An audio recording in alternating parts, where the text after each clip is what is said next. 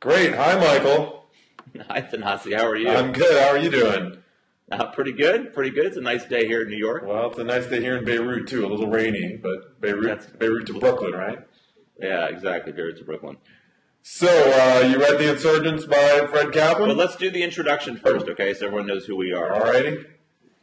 I am Michael Cohen. I'm a fellow at the Century Foundation, columnist at The Guardian, and writer of all types of articles about various subjects of interest.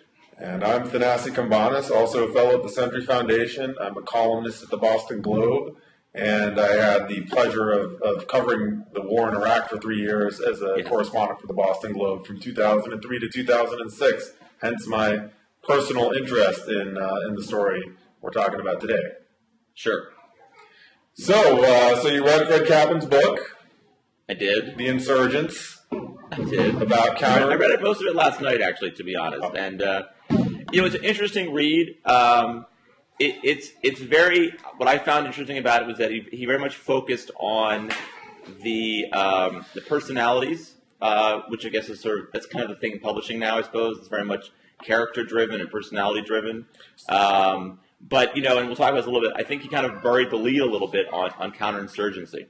Well, so he's trying to tell the story of the idea of counterinsurgency, but also sort of through a biography of the much maligned David Petraeus, right? So he's showing this. Well, maligned depends who you ask, I suppose. Right, the hero, the loathed hero of Washington D.C. and the Pentagon.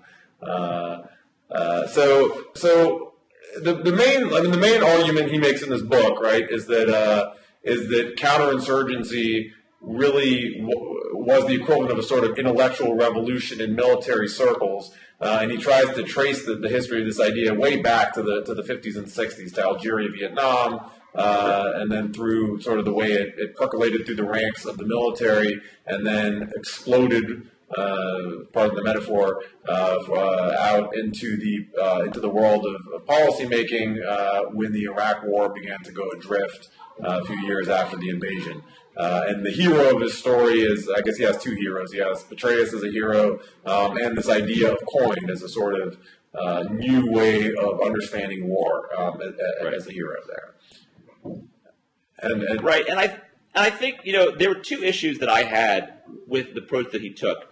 One is he focused on personality. So, John Nagel, who is sort of seen as kind of the main Cohen kind of advocates, one of the main Cohenistas, gets a sort of large biographical sketch of his development. And that was interesting. I mean, I feel like the story's been told a lot, but it was interesting nonetheless. But I think for me, what I would have liked more of was to understand why, Nagel's theory about counterinsurgency was generally, wrong.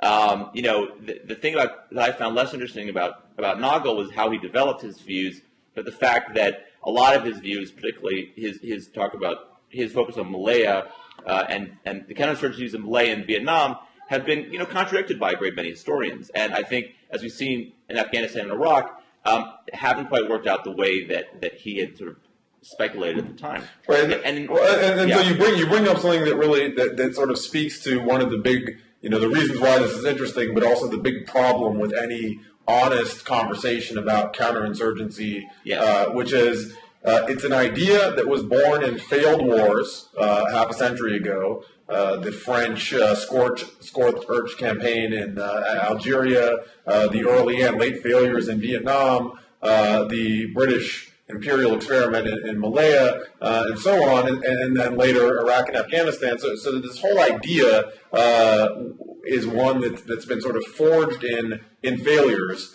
and yet gets trotted out to sort of give us a blueprint for how to occupy and nation build in countries where arguably we have no business sending our military in the first place.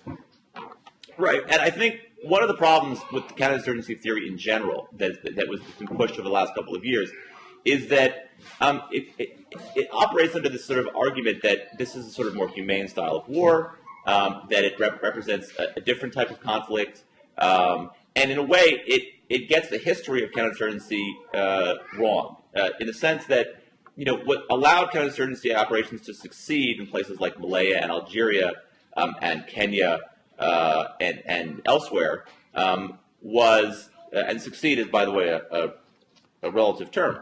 But what allowed them to succeed was not that they sort of captured the hearts and minds of the population, not that they got population on their side, rather that they brutalized the population. Rather, they forcibly separated the population from the insurgents and did so in a way that we could never do today in a place like Iraq. Yeah. And I guess when people in Washington talk about counterinsurgency, they often use that phrase "hearts and minds," right. And in fact, that's not even what counterinsurgency purports to be. Right? In its honest form, what counterinsurgency claims is that you're trying to get the foreign population over to your side, so that population is not your enemy. Your enemy is the insurgent, and the population can sometimes be a target, sometimes something you protect, but essentially they're the prize rather than a body count of the enemy. And taken to its logical implication, counterinsurgency is in no way a recipe for being kind to people, right? I mean, the Malaya example was where they forcibly moved entire populations to take them away from their villages and put them in camps for years until they could defeat the guerrillas that had been operating amongst them. And that's a successful counterinsurgency. And like you say, that's something that only a few foolish people in the 21st century tried to apply in Iraq and Afghanistan. Right, and I think this is a really important point, and I think it can't be expressed enough. The key to success in counterinsurgency is coercion, and even by the way, that doesn't even guarantee success. But it's coercion of the population. It's coercion by often violent means, by as you mentioned, Malaya forced resettlement. In Algeria, it meant extreme violence perpetrated and torture perpetrated by the French colonial regime. Same situation, similar in Kenya. Even what allowed for some success in Vietnam was the Phoenix program, the assassination of Viet Cong officers and insurgents. So what's sort of missing from the Cohen debate is the role of coercion. And in a sense, it's interesting if you look at Iraq and why Iraq turned around, it had a lot more to do with coercion, a lot more to do with violence than it did with the U.S. military being a learning organization that figured out how to wage counterinsurgency effectively. And when I say the coercion, it came both from the U.S. in the form of a ramped up military operations that coincided with the surge, but even much more importantly, it had to do with what happened on the ground vis-a-vis the Iraqis. And I'm speaking, of course, of the ethnic cleansing and enclaving of Baghdad, the decision by in Anbar by the Sunnis to turn against AQI. What allowed the surge to succeed, and it was really a lot of violence and a lot of forced separation of insurgents, and also the fact that the Shiites basically won. So that was sort of what they had kind of been somewhat successful. And I want to break this down.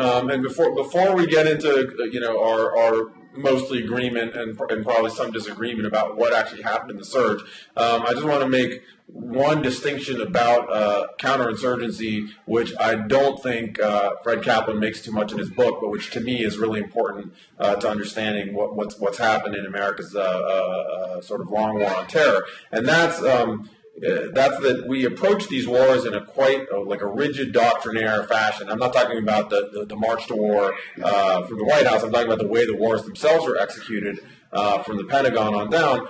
Rigid, sort of moribund, not clear thinking, not smart strategy and tactics. And then on the ground, there was a large number of officers, mostly junior officers, who were autonomous, creative, imaginative, and used common sense and sort of practical know-how to try and take these sort of disastrous missions with which they've been saddled and figure out a way to sort of muddle through and go forward. And these are laudable people, in the way they try to do their job out there. The discussion about these wars and the discussion about Cohen often conflates that sort of small current of common sense and autonomy with the idea of Cohen. And in fact, those aren't the same things, right? There was sort of countless officers out there who said, as by the way, a great quote in the book, General George Casey says to someone after he gets put in charge of Iraq, he turns to someone and says, "George Bush has handed me a pile of shit." That's his assessment of the Iraq War in 2005. And yeah, so the common sense strain are the people who say, okay, I've been handed a pile of crap here, but what can I do to make it, to screw it up the least amount possible? And that is not actually the same thing as counterinsurgency doctrine. That's pragmatism, common sense, and to your point here. I mean, this is actually one of my frustrations a little bit with the book. That the book is all about, how these insurgents inside the U.S. Army were able to push this, alternative strategy for dealing with the war in Iraq. It's all about how they wanted to sort of correct the sort of hidebound Army doctrine approach. And it kind of it gives the idea, as a lot of the Cohen folks do, that this, that Cohen fights and these kinds of changes happen because of leadership shifts, right? So what happened in Malaya was that you went from Briggs to Templar, and in Vietnam it was from Westmoreland to Abrams. So the shift in commander is crucial.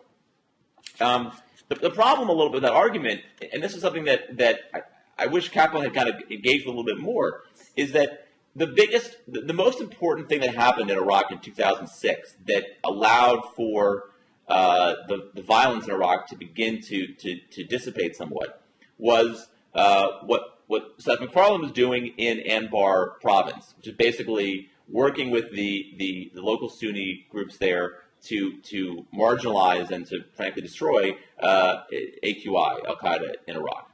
Right, and here I think we're probably going to be in agreement with each other and in disagreement with the Washington Commentariat in general, which is, when we talk about what actually happened in the surge and what role Petraeus played, and I'll start by saying I think the whole vocabulary of the surge is false, because the surge suggests that we sent a lot more troops and it changed the course of everything in Iraq. Right. And in fact, Iraq was changing in no small part because of things we were doing, often though for the worse. And then it was changing a lot because of things that were happening on the ground in the civil war that was going on between Shia militias and the government, Shia militias and Sunni militias against the Americans, and Sunni militias against Al Qaeda in Iraq. And all those things took on developments of their own that we got to capitalize on during what we called the surge, and then take credit for. And in terms of personality-driven heroic narratives, it's Petraeus gets top marks for being either shameless enough or bold enough or both to take credit for all manner of historical events that he had no influence over. Right, and just to get back to the MacFarlane point, I mean, what's sort of fascinating about that example was that MacFarlane basically says he didn't know about Nagel and Petraeus, what they were doing with Cohen. He had read some, Galula and some Cohen books, and he had some sense of what to do, but he was sort of acting somewhat ad hoc. He wasn't taking guidance from Petraeus or anybody else in Washington who was pushing this. He was responding to what was happening on the ground. And this is a point that that John Gentile makes all the time. And by the way, it's sort of bizarre that Kaplan doesn't even mention Gentile in the entire book. I find that very strange because Gentile has been one of the most persistent critics of counterinsurgency in the U.S. military, certainly. And he gave a very scathing review to this book as well. Yeah, I haven't read the review yet. I don't want to read it before him, but I'm sure he's not a big fan of it. But the thing is that what it points out is that this idea that Petraeus kind of came in 2007 and made all these changes, I mean, it doesn't totally square with what happened in Anbar, and doesn't really square with what you just pointed out, with all the things that were happening on the ground. One thing that it's sort of frustrating a little bit is that there is this sense in the book that there was all this sort of U.S. agency was responsible for what happened. But there's not a very compelling case made for how this kind of approach of outreach to the population actually really made a difference. I mean, what Kaplan says, and this is actually the most fascinating part of the book, it's page 268, 269 are my favorite pages of the book. Because basically after this whole thing about how this Cohen doctrine and how it progressed from even in the mid '90s to like even going even before that to the early '90s, how it progressed to the point when Petraeus took over. He talks about the surge and how civilian casualties went down and how there was more stability, and then he basically says, but it really wasn't to do with Cohen. It really had to do with all of the ethnic cleansing that happened in 2005, 2006. And had to do with the fact that the Sunnis turned on AQI. I mean, in a way, he's basically after this whole argument about the effect that Cohen had, he kind of says, "But don't read too much into it." Well, that's a problem, and it suggests, in a way, to me at least, that the narrative that he's putting out there and the narrative that Cohenistas are putting out there is very flawed. And I think this is what your point is as well. There's a lot more nuance to what happened in Iraq than just Petraeus came in, started doing Cohen, and then we had success. Well, and I want to talk a little bit about what Petraeus actually did, because this is a story that doesn't get told enough, and it doesn't get told in this book either.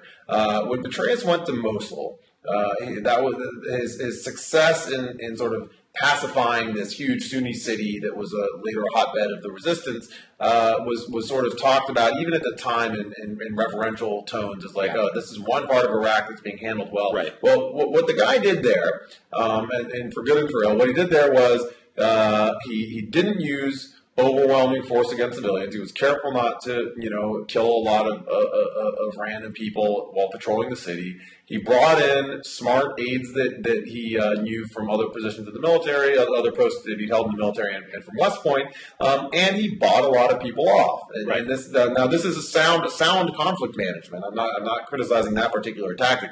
He paid off people usually in the form of hiring them to be in the police, even though they were known militants. And they returned the favor by not attacking Americans concertedly until he left. Right. And his successor stopped paying them. And so that in my book, that's a small success and a big failure, because if you essentially give the insurgency time to rest and gather strength, and then and come up with some sort of very jerry-rigged short-term measure that falls apart and blows up in the face of the unit that replaces you, sure, the successor unit is somewhat at fault, but that's not a good approach, right? That's not a problem solved. It's not a sustainable approach, which is what we saw in Mosul, and we saw that repeatedly. That things they were doing on a small scale in order to get the population on their side was not sustainable. And by the way, this is exactly the problem we've had in Afghanistan. And I think that speaks to a really big hole in this whole Cohen theory argument. Well, right, and yes, absolutely, and the sort of the part of it that might be laudable again is the part where you're supporting improvisation, you're supporting creative problem solving. But when we look at Petraeus and a lot of the Cohen-Denistas, what we see is that they're trying at all times to sort of please people and do what works, but often their priority problem is pleasing their bosses in Washington and not let's say managing the war properly. Right. So the next position Petraeus takes in Iraq after Mosul is he takes charge of the training mission, right, where he turns out he presides over the new army and police training that turns out literally hundreds of thousands of armed Iraqis in a 1-year span who, by all accounts, including the U.S. government's later audits, were not trained at all. But he happily trains these guys for a few weeks, gives them weapons, and then publishes reports saying, yep, another 30,000 this month, another 60,000 this month. We're standing up Iraqis so we can stand down. And that was a huge load of BS. And it was a dangerous load of BS because it was the fallow period that actually led to the horrifying, bloodletting, ethnic cleansing, and death squads of 2006. Right. And let me say one other thing, too. When Petraeus took over in 2007, right, when the surge began, I mean, two of the defining features of the surge, let me say that one of the defining features was significantly increased violence. I mean, airstrikes went up about deaths from airstrikes went about fourfold. We were putting many more Iraqis in detention than we were previously. There was some elements of this sort of FM 324, counterinsurgency approach, but really we just were using a lot of violence in order to suppress the insurgency, and we were supporting groups they were also using violence to suppress insurgency. We also got lucky because we had a ceasefire with the Mali army. Now, of course, they were able to go after the Mali army, which is what led to that ceasefire. And there's a strong connection here between the decrease in violence and the increase in American military violence. And I'm not criticizing that. I mean, that's actually how you theoretically would win wars, and there's nothing necessarily wrong with adopting that strategy. But then don't spin it as if somehow you're doing something revolutionary or something that's really advanced. I mean, in a sense, you're taking advantage of the battlefield as it stands in order to further your gains. And I think Petraeus deserves enormous credit for that. I mean, I think that he does, and a lot of the commanders like McMaster and McFarland, others on the ground, they deserve a lot of credit. But let's be clear about what they did and what they did not do. And it's because the level of thinking was so crappy that these kinds of insights seem so brilliant. The fact that there are people who would say, civilian casualties don't make any difference. You can, bomb a wedding party by accident and it doesn't matter. And that, I mean, that's a specious and stupid claim. And it takes, the genius of one of these, Cohen commanders to say, oh, hey, wait a second, we make enemies for ourselves when we kill innocent people. So we should actually, even when using maximal force, we should still be careful not to target innocent people. Right. Is that Cohen? No, that's not Cohen. That's common sense. Now, it's rare, or at least at times in the first 5 or 6 years in Afghanistan and Iraq, that kind of thinking was rare, and I think it's getting rare again. And that's a sad testament to our muddled thinking. But that's not an argument for Cohen or any other particular dogma or doctrine. Right. That's simply I believe you can actually make things worse for yourself by turning people against you by the way you wage war and occupy. And I would hope most people would see that way, no matter what. Right, but I think that the larger lesson that you might take away from this is that occupying countries are bad. Now, you can argue that in Iraq, the U.S. military was in a difficult situation. They had been sent on a mission a poorly conceived mission by the Bush administration, and they had to sort of make the best of a bad situation. The problem was that these guys then sort of thought they figured out this new American way of war and tried to import it to Afghanistan, and that's where they really get into trouble. I think I'll just say one of the things. I think one of the problems we have here a little bit with this sort of Cohen discussion is that I made this point before, and it sort of drives me a little bit crazy. But for these Cohen guys, Cohen is whatever they define it at that moment. It's like if they're using lots of violence to kill insurgents, that's Cohen. If they're paying off insurgents, that's Cohen. If they're walking on a patrol and they're building sewer systems, that's Cohen. And whatever basically works is Cohen.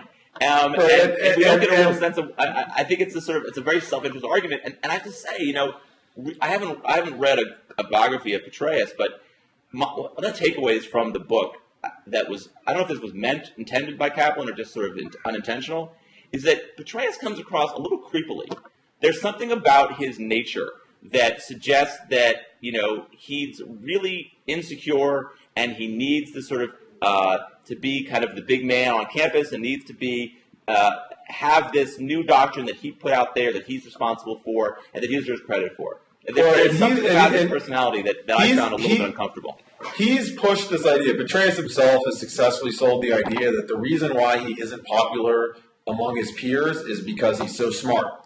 And that, that's actually when you think about it, that's a brilliant self. Yeah, right, exactly. Now, the real reason why he's unpopular with at least some of his colleagues, and I know this because I've interviewed them, is because they think he's a self-serving opportunist who doesn't really care what the results are as long as his bosses are happy and are willing to promote him. And that's that's what they see when they look at Mosul, when they look at the command of his command of the training command, and they say, look, this guy doesn't actually give a crap how it turns out. He just cares that he's pleasing his boss at the moment. And think about that. In 2004, Petraeus, while training these shoddy, Potemkin soldiers, wrote an op-ed in the Post about how great the war was going at a very helpful time for Bush's re-election campaign. And shortly thereafter, he got another promotion. Right. Now, is that a coincidence? I don't think so. I think that's, that's smart career management.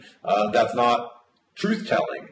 And we do see this thing. I mean, I've been on this crusade for a long time about the representing the reality-based community in these conversations about Iraq and the war on terror, of course the Cohen-Denistas would claim like, yes, they're part of the reality-based community that sees things as they are, but I would say actually they have continued that sort of steeped in BS, willing to misrepresent real-time history in order to win their bureaucratic debate at the time. Right. And that's the thing with the surge, right?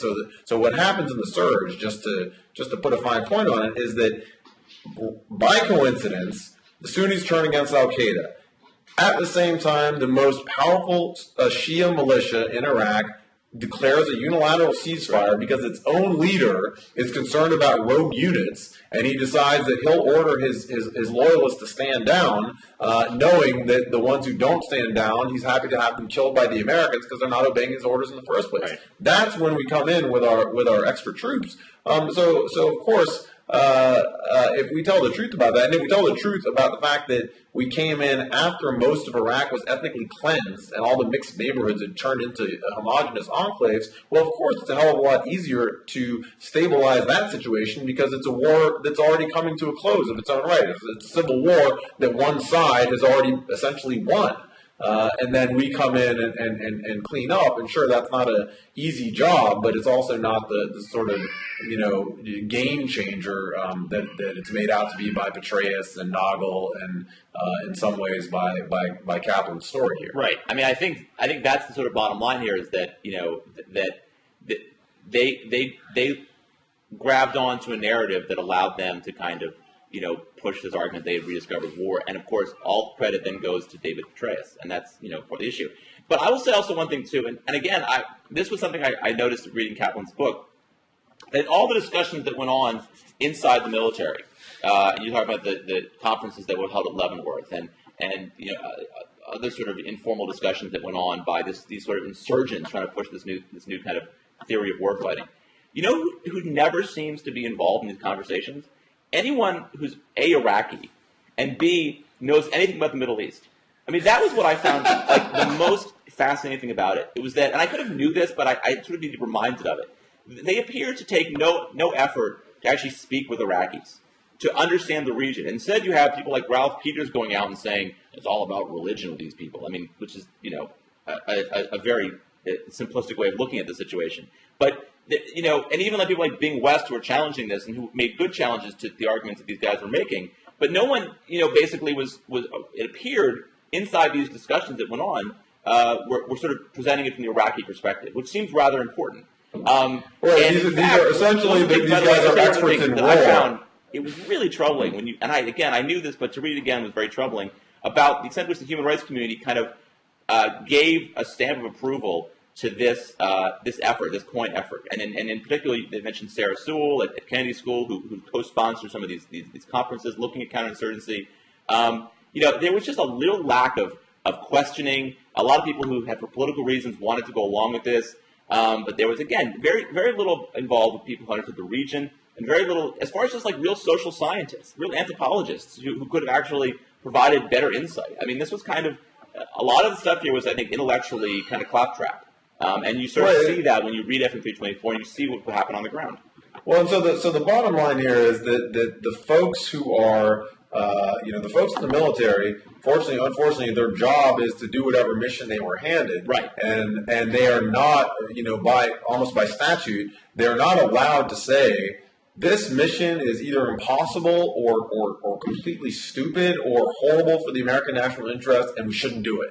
Once we've invaded Iraq and we're occupying it, or once we've invaded Afghanistan and we're occupying it, the Marines and infantrymen and so on who are over there running the war, not only do they sort of have to just figure out how to do the mission they've been served up, but they have a built-in incentive not only to try and make it work, but to try and make it work in a way that it maintains their troop levels and their budget flows, unfortunately for the Pentagon, and the military, these long wars have been, no matter what people say in there, who pretend to complain about how it's only been, grinding op tempo and all this, they've been great for the Pentagon and the military. Right. I mean, it's a huge buildup. It's really raised their political clout and their profile in the American culture, and it's been a huge boost. And I don't say this lightly. I mean, for the men and women who are, getting killed and risking their lives, it's not at all a glib thing they take lightly. But for the Pentagon chiefs and the people who are the architects of these doctrines and these wars, it's been a huge boon. And we saw this in the pivot to Afghanistan. They're sort of happy to shift as long as there's going to be another big one, another big war, and hopefully, from their perspective, an open-ended occupation and counterinsurgency, which is, much more useful for arguing for big budgets than a finite, small war like, say, the Panama intervention.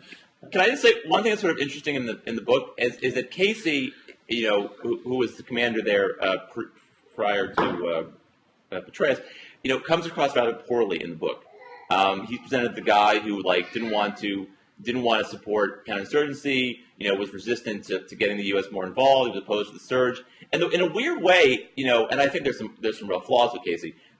There's actually something to his arguments that heroic is not a good word, obviously, but he was right. I mean, his argument was that we can't solve this war. The Iraqis have to solve this war. And in fact, the more that we involve ourselves in it, the harder it is to educate ourselves, the harder it is for us to solve it.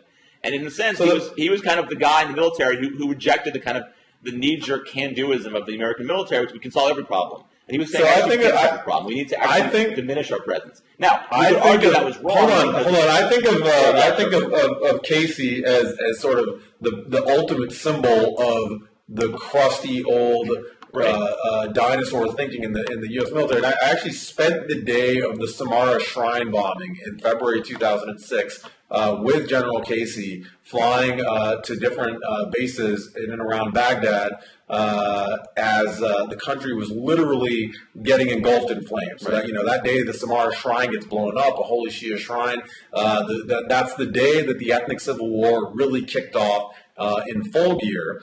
And this guy, Casey, doesn't change his schedule for the day. Instead of canceling these routine briefings he had with his colonels around the city and going to meet with his sort of top war commanders and with the Iraqi government to figure out how the hell to staunch this complete and utter collapse, he goes literally for 8 hours straight to these bases in which he tells people that the only priority they should have is to turn over their areas of operation to Iraqi troops as soon as possible. Right. And this dynamic was terrifying because these colonels were saying, or lieutenant colonels were saying, sir, they're not ready. We're getting attacked and blown up and killed, and so are the people in this neighborhood every day. If we turn it over to this Iraqi company here, it's more people are going to die. We won't die.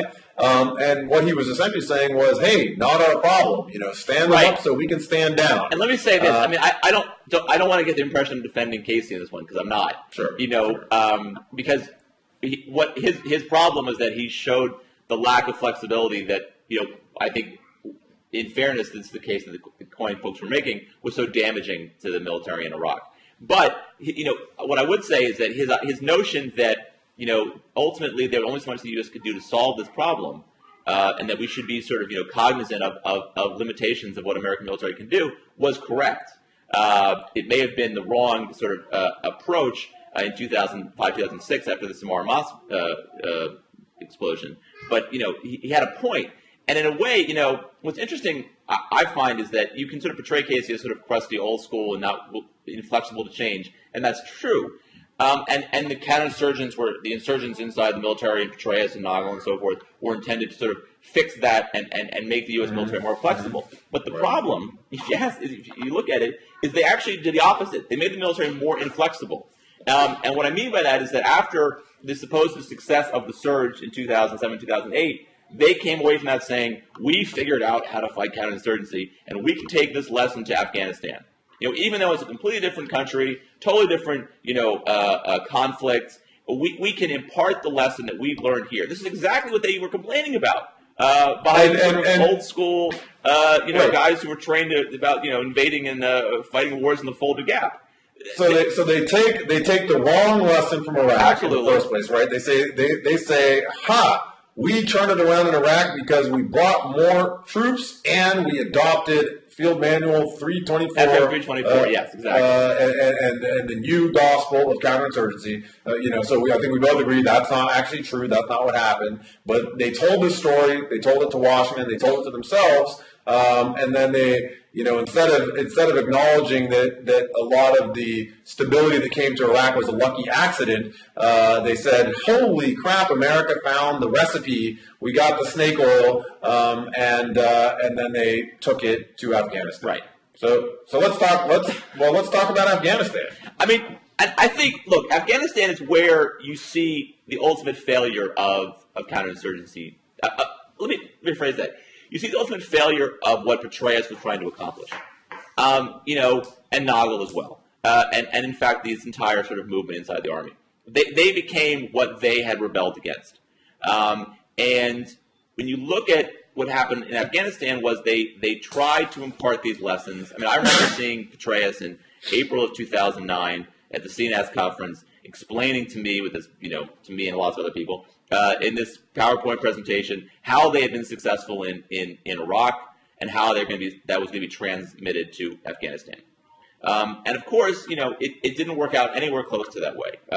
In fact, we can look at it now and we can say that the Cohen mission in Afghanistan failed, and it failed miserably for reasons, by the way, that should have been obvious at the time. Obvious if you looked at Afghanistan from rather than a tactical standpoint that the military does, but from a strategic standpoint.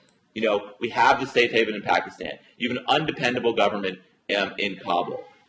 You have an 18-month time frame imposed by the president, but in general, you have political constraints that will prevent you from doing a full-scale counterinsurgency.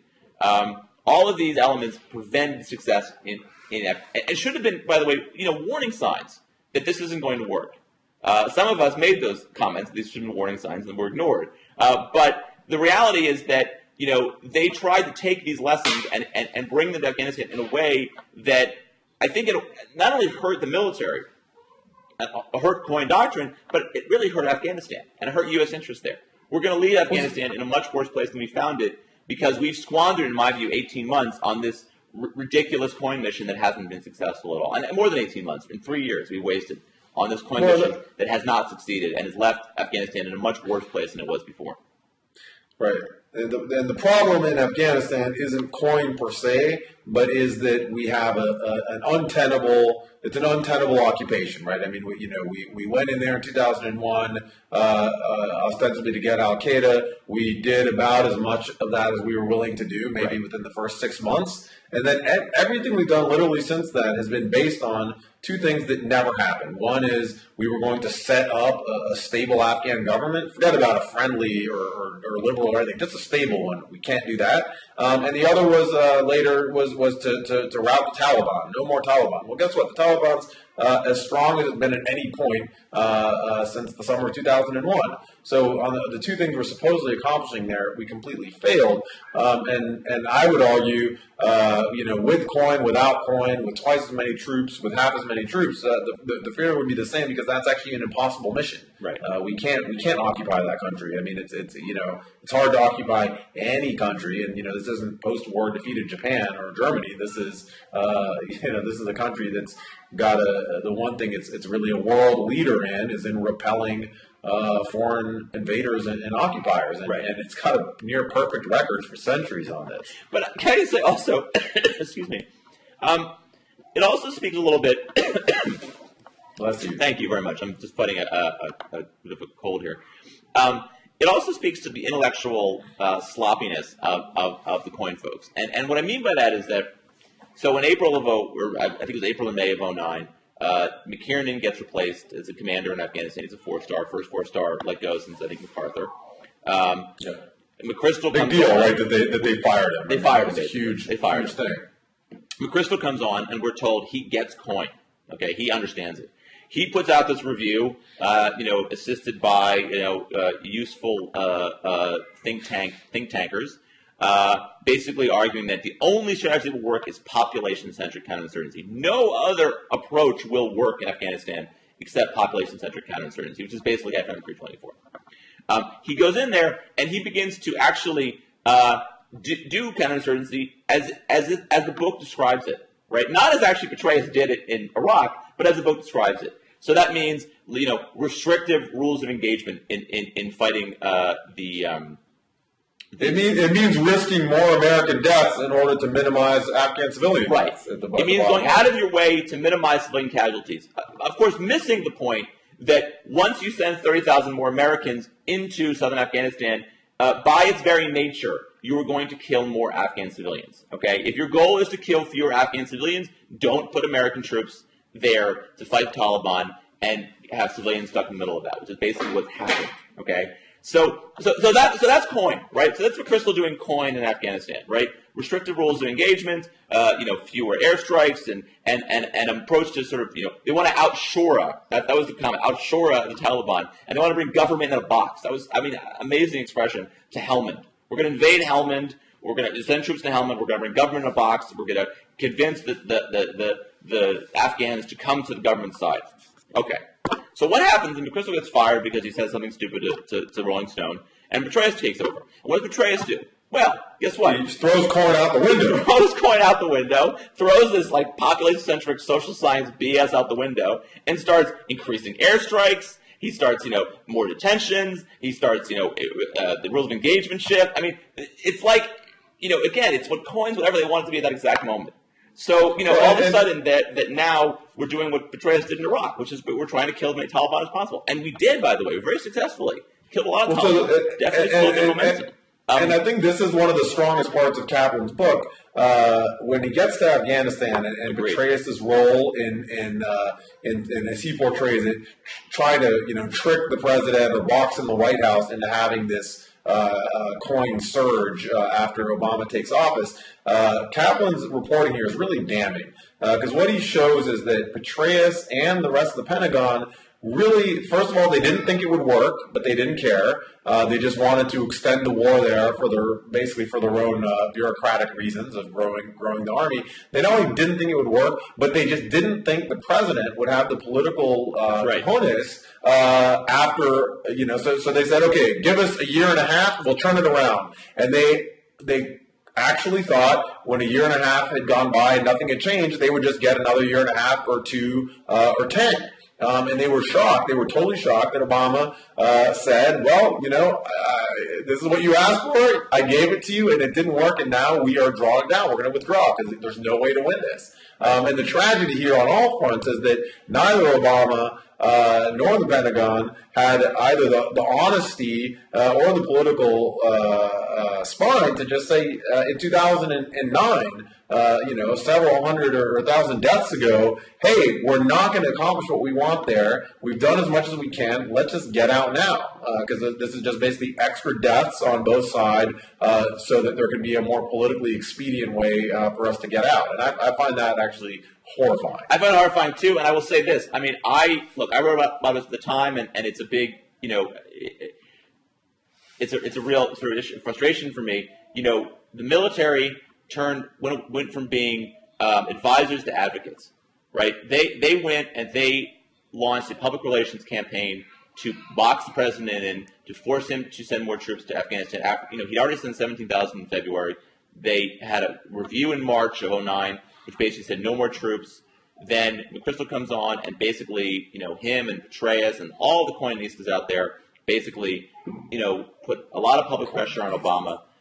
Mike Mullen was certainly one of the main protagonists in this effort, and Gates and Hillary went along with it to box the president in Afghanistan and to force him to send more troops, which he did. Now, that's not a defense of Obama. He shouldn't have done it, and he should have been strong enough to say no to them, but he wasn't. But to my mind, and I've said this before, I think it created one of the more troubling civ mil crisis in this country in the last 20, 30 years, if not longer. And there's something, I'll just mention really quickly, there's something in Rajiv's book, Rajiv Chandrasekaran, if I'm pronouncing his last name correctly, his book on Afghanistan. He raises this point that, Obama in the fall of 2009 says to Petraeus, and to the generals, here's what I want you to do. I don't want you to go into places that you can't turn over to the Afghan army in 18 months. Or, I don't want you to take on more territory you can't hold. And Rajiv has this quote from one of Petraeus' advisors saying, "Yeah, we basically ignored that," and they did.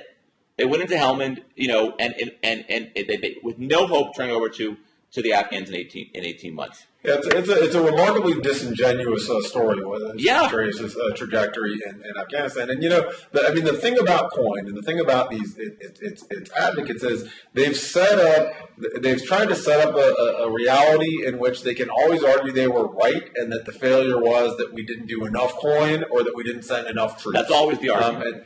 And it reminds me. I was at a July 4th party in the U.S. Embassy in 2004 in Baghdad, and at the time Iraq was a disaster, and there was a whole bunch of professional Americans who were going on TV every day talking about what a success it was, and a very senior State Department official, actually, who I hitherto thought was a reasonable guy, turns to me at this party and says, we were winning Vietnam when they finally pulled the plug on it.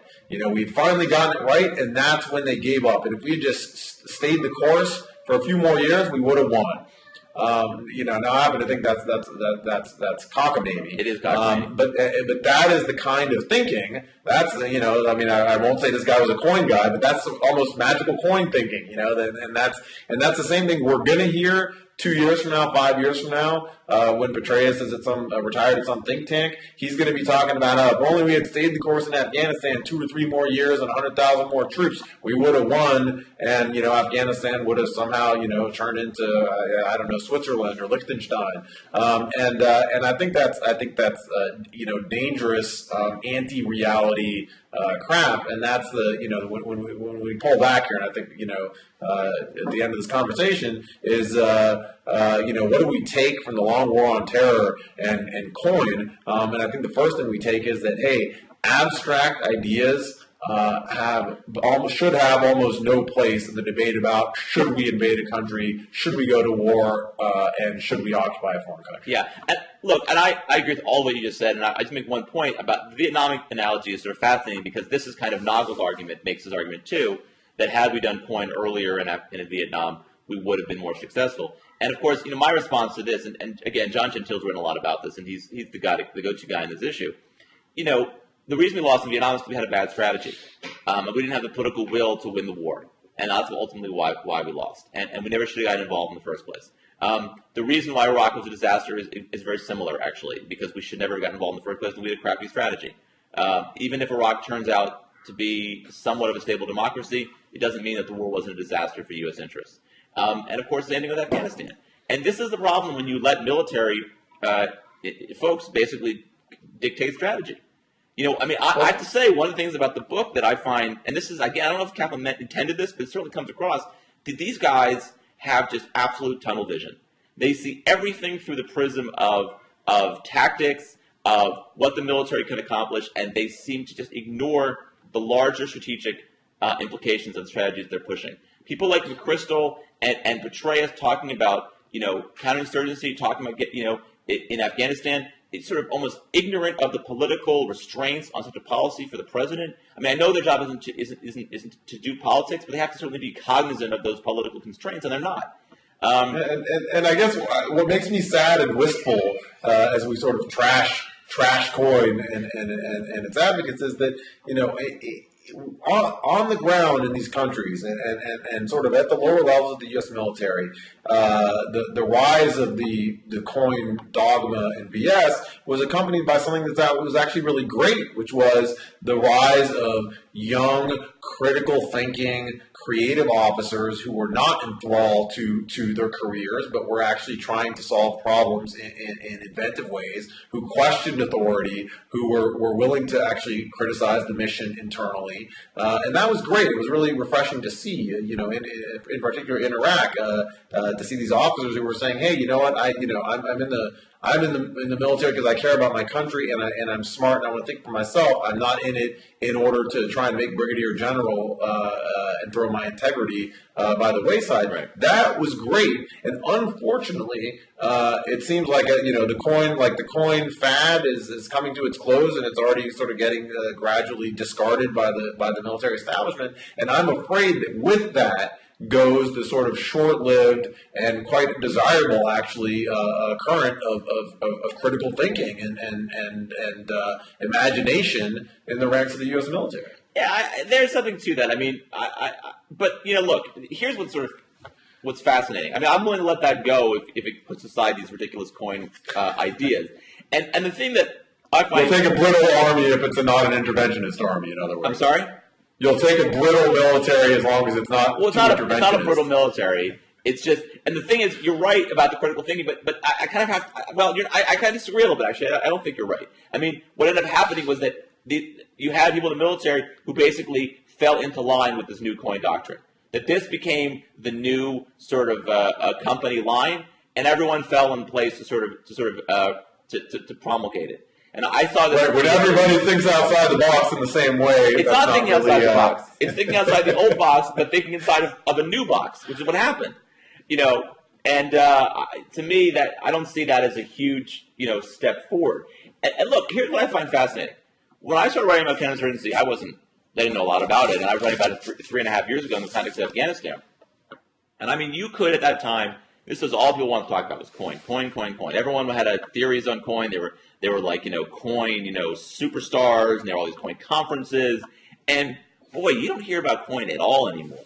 I mean, you just don't hear about it. It is no longer the sexy, faddish theory that it was 4 years ago. And the people who were pushing it, and they know who they are, have sort of moved on to other topics that are, At the end of the day, the joke is that Cohen actually is what it is. Cohen is one of many important military doctrines out there, including the doctrine that governs how to use artillery when trying to take over an enemy position. And no one would say when we wrote the new artillery field manual, let's say, no one said, hey, this is a new way of war. They said, hey, we're just adapting to the times and updating how we fire big guns. And that's all Cohen is, and that's all it should be. Well, I think it's a little more than that. I mean, I think it's a whole theory that the future is going to be these uncomfortable wars. This is sort of Petraeus' argument. No, that's what these guys made it out to be. But in fact, what it is Cohen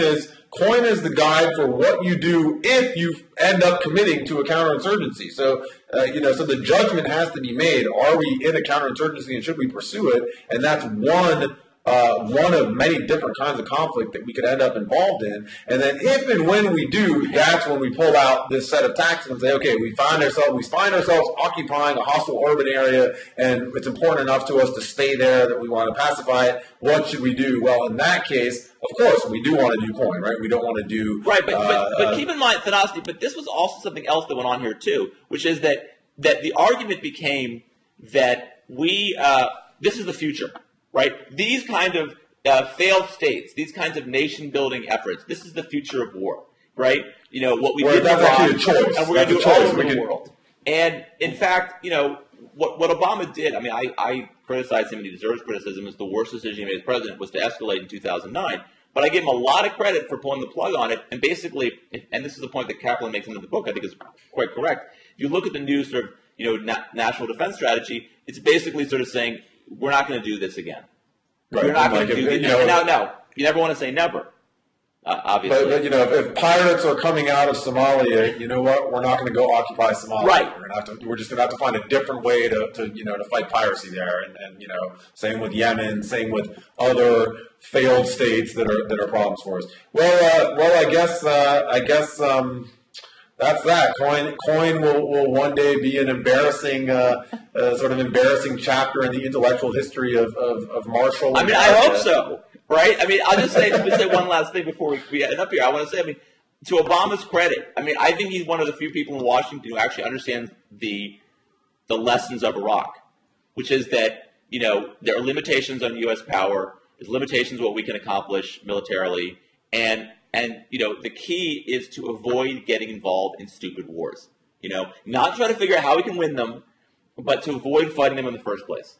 And I think, if we leave his presidency 4 years from now with that basic idea, sort of dictate national security policy, I'll be very happy. It was for a long time with the Powell Doctrine. We should avoid stupid wars. And I feel like, he's kind of gotten back to that. And that's hopefully a positive thing to come out of this. But in the end, I think you're right. This Cohen doctrine, FMC 24 is up here on my bookshelf, is going to be gathering dust up there, and I don't think it's going to have much impact on how the military plans its missions in the future. Yeah, and if there's one thing to take away from Kaplan's book, which I really do think is worth reading, it's that ideas really do matter, and ideas in the wrong people's hands in the Pentagon and in Washington can kill a lot of people. So yes. we do actually need to pay attention to these theories that come out of the defense intellectual world and fight the bad ones, because they do a lot of damage. Yeah, agreed. All right, Michael, we'll take care. Well, that was a pleasure, and I hope everyone enjoys the conversation. All right, bye.